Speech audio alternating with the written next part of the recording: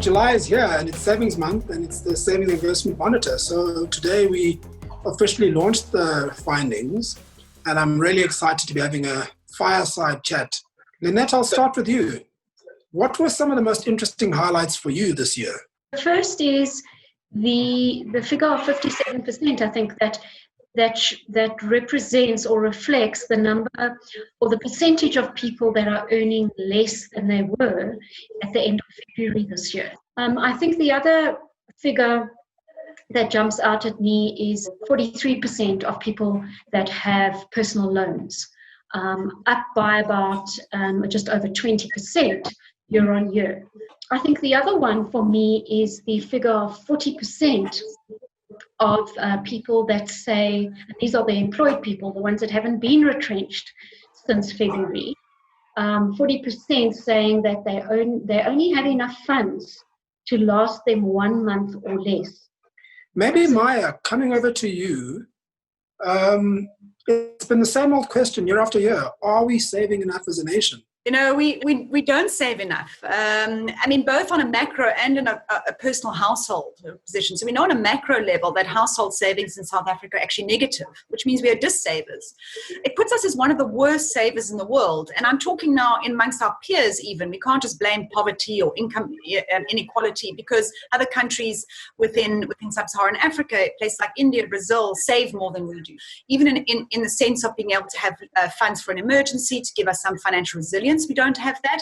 And then, of course, on the other side, we're not even preparing for retirement. I have my views, and I think one of my views is that we've become very credit dependent. Do you maybe want to touch on one or two tips that you might have for South Africans at the moment? So I think my one tip is use this opportunity to actually analyze your spending. Where is your money going? Do you actually understand how much you're spending every month? Because I can assure you that unless you've done that proper budget, unless you've pulled out 3 months of bank statements, credit card statements, store card statements, and analyze them, you actually don't know.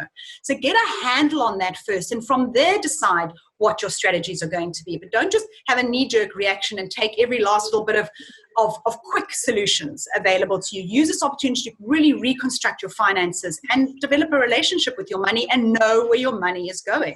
John, let's come over to you. And speaking of relationships, do you want to talk to us about that in terms of what happens when you do lose your job or you do have a reduction in income?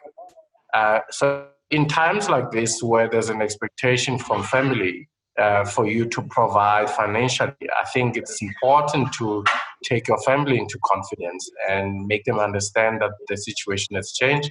I'm sure people do understand the fact that we are living in turbulent times and financially a lot of people are under pressure. And there's no harm in having that frank and open conversation with family. People borrow money from family members.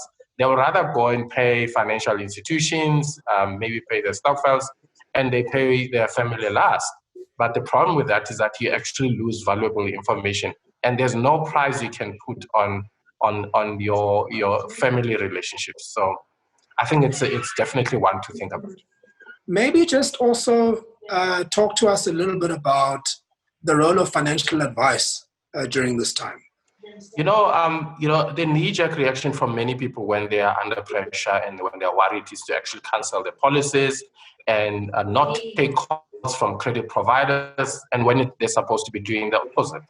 So financial education is very key because it actually builds people's confidence to make sound financial decisions, to make informed financial decisions. So we need to financially educate ourselves. But more importantly, it means we also need to find a financial advisor so that we actually have a financial plan in place.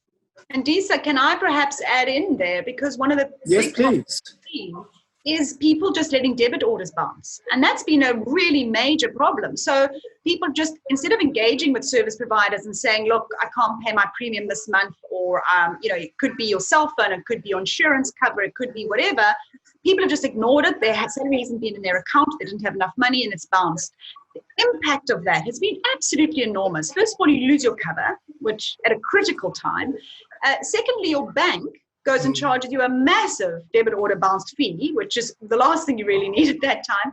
And many of your service providers could also add on a penalty fee. But you have to find a little bit of strength. You've got to find some discipline and just sit down, pick up the phone, engage, negotiate, have discussions. Use your financial advisors if you have, otherwise phone the companies directly. Don't just leave debit orders to bounce. For myself, I think that it's been a wonderful experience sharing these new insights for 2020.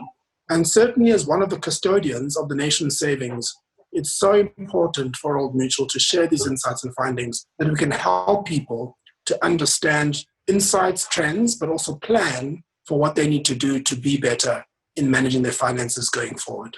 Thank you for the opportunity.